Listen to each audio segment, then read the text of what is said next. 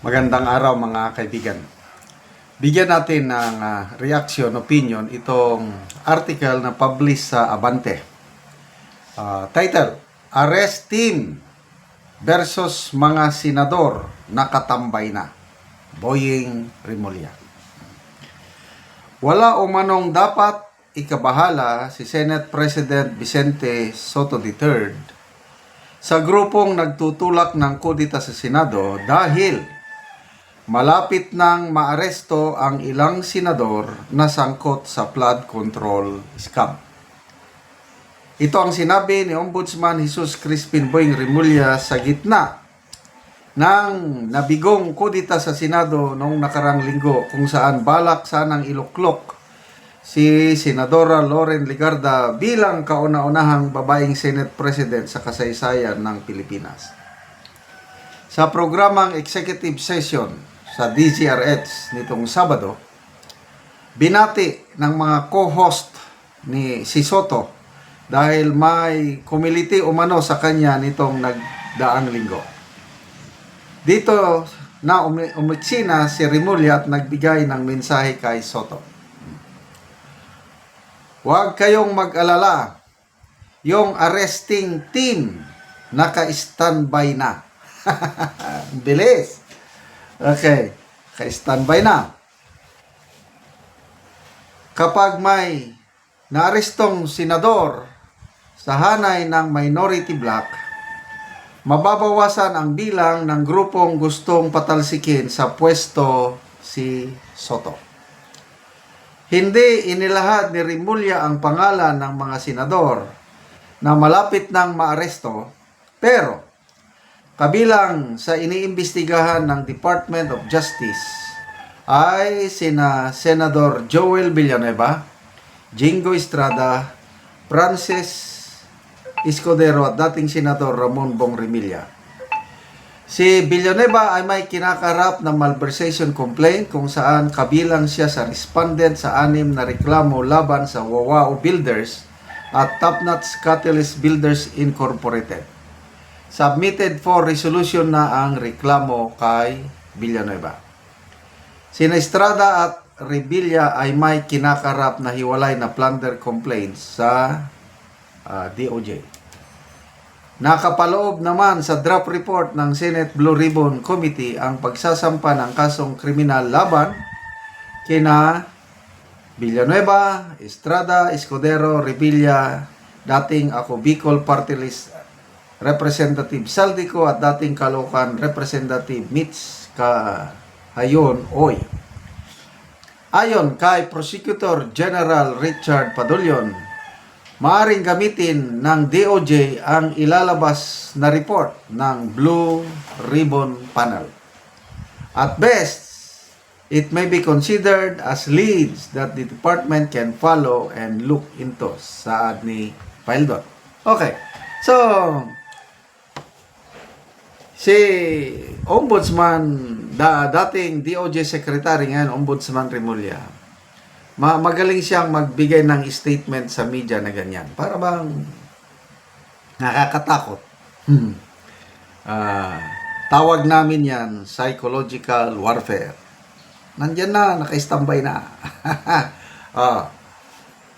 Iba yung salita, iba naman ang tunay na pangyayari sa ground. Example, yung doon na lang, nung DOJ Secretary pa siya, si General Bantag, sabi niya, magsusurrender na. Nandyan na mga tauhan namin. Minomonitor na. Oh. Hanggang ngayon, anong nagawa nila kay Bantag? Hindi nila mahuli-huli. So, umalis siya sa DOJ, hindi nahuli si Bantag. Ngayon, ang kanyang kapatid, John B. Rimulya, problemado rin, hanggang nga hindi nila mahuli-huli si Bantag. Ano pa? Kay Senator Bato. Kailan ba yun? November. Sinabi niya, may warrant of arrest si Bato from ICC. Anong buwan na ngayon? November, December, January, February. 4 na buwan na. Nasaan na yung Nasaan na yung ICC warrant of arrest? O, di ba? Kaya, depende sa inyo kung maniwala kayo. Kaya lang, madaling magbitiw ng salita yung tunay na pangyayari sa ground, mahirap. Buhay na buhay pa ang ating justice system. Siguro, kung ang pakay nila is bawasan nga ang mga minority black senator, kaya isinama yung 3, pwede nilang magawa yon. Kaya lang, ang mag-determine kung maaresto o hindi ang isang tao ay ang mga korte.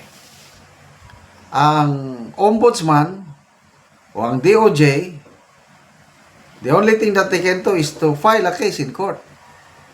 Ang korte, patas. Itong mga korte natin, Sandigan, RTC, titignan nila ngayon ang ano. So, wag po tayong matakot na mabawasan ang minority senators. Laban lang po tayo at hindi nakakasigurado si Senate President Soto sa pahayag ni dating senador Senate President Franklin Drilon. Napakaliit yung lamang ng majority ngayon ni Soto. Anytime something will happen. Kasi kung tama yung sources ng billionarionews.com, kailang hindi natuloy yung kudita dahil lang sa pagpupumilit ng minority na ibalik si Marcoleta as Blue Ribbon Committee Chairman. Paano kung magkasundo sila nga? Okay, sige. Hindi na si Marcoleta ang ilalagay na Blue Ribbon. Iba na lang. Example, Senator Cayetano na lang. Kasi katanggap-tanggap sa mga sumakabilang kampo sana na 5 senador sa majority kung si Cayetano ang mag-Blue Ribbon. Paano kung pumayag si Cayetano na siya na lang mag-chairman? Sa tingin ko, baka matuloy pa rin ang kudita. Kaya huwag kayong pakumpiyansa. Salamat mga kaibigan sa inyong pagsubaybay sa ating channel. Nakakatulong kayo ng malaki sa tribong Talandig ng Bukidnon dahil ang income natin sa channel na ito is pantulong sa tribo. Namimigay tayo ngayon ng libreng yero at pako para makapagpatayo sila ng mas maayos na tirahan. Panoorin nyo ang video nito. Si ate ang natagaan ng Mugero.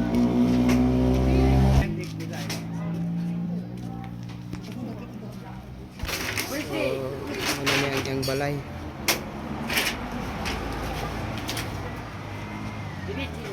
Sandig na niya ang hero. So, muna niya ang itsura gyud sa iyang balay. Muna ni gidakoon sa buslot sa balay ni ate. So mga luag na gid kayo ang buslot sa iyang balay, mga lata na gid kayo ang hero niya. So karaan na gid kayo nga balay. Makita gid nimo nga panagit ulan na nagyuro. Mauna ni ang ilang kahintang nila. Ilang pagpuyo. Ang ilang mga hero lata na gid kayo. Diri dapit, so sako lang gyud ang ilang giatok dinhi dapita sa ilang doon silang kwarto. So isod gid kayo ang ilang pagpuyo. So karon ti pila naman ni ka tuig ang inyong balay nga lata ng hero og gipang nagatop lang gani mo og sako. 15 na katuig. 15 na katuig ang hero. Oo. So gikuha na lang ninyo ang uban og sako. Ako para nga kuan liptan ang kuan Mm. kanang tulo. May mga eskwela nga kuan. Isod ni kaayo. Na may mga eskwela. So pila ka bukti imong eskwela te? Kuan duha. Duha. Oo. So unsa na yung mga grade? Grade mid 7 o mid 3. So insa dai te inyong panginabuhian? Kuan ra pa nang kontraksyon ra ang yang bana kuan magtrabaho na dahil sa panimalay ang iyang asawa.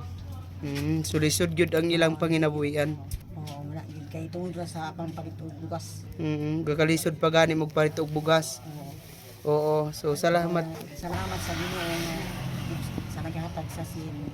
Oo. Nga among ihatag sa kalinggiro. Salamat kaayo.